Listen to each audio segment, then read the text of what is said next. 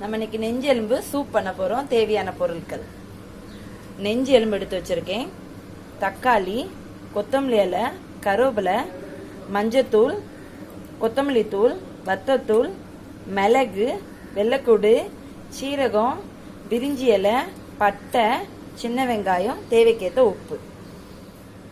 நம்ம இப்ப சீரகம், மிளகு, வெள்ளைக்கூடு இதெல்லாம் நம்ம அரைக்க போறோம். பாருங்க, இப்படிதான் நம்ம அரைக்கணும், நரநி. நம்ம இப்ப குக்கர்ல கொஞ்சமா நல்லெண்ணெய் ஊத்த போறோம் தாளிக்கிறதுக்கு.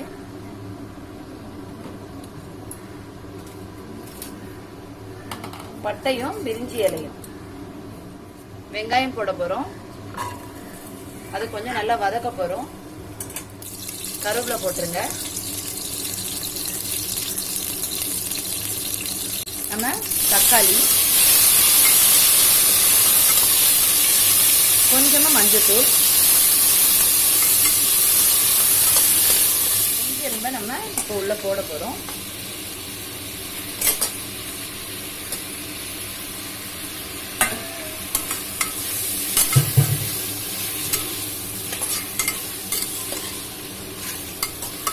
நம்ம அரைச்சு வச்சிருக்க மசாலாவையும் இதுல போட போறோம்.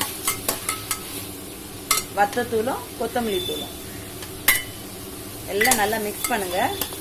கொஞ்சமா கரம் மசாலா போட்டுக்கோங்க. தேவைக்கேற்ற தண்ணி ஊத்த போறோம். நம்ம இப்போ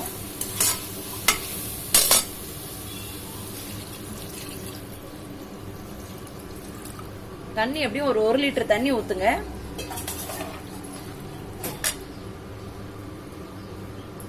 தேவைக்கேற்ற உப்பு போட்டுக்கோங்க. கொத்தமல்லி இலை. இப்ப நம்ம குக்கரை மூட போறோம். ஒரு 7 விசில் வச்சுக்கோங்க. சூப் நல்லா வெந்துட்டு சூப்பரா ரெடி ஆயிட்டு உங்க வீட்டுல நீங்களும் ட்ரை பண்ணுங்க. ரொம்ப டேஸ்டா இருக்கு. சின்ன குழந்தைகளுக்கு சளிக்கெல்லாம் ரொம்ப நல்லது. அதனால உங்க வீட்டுல நீங்களும் உங்க குழந்தைகளுக்கு ட்ரை பண்ணுங்க. தேங்க்யூ.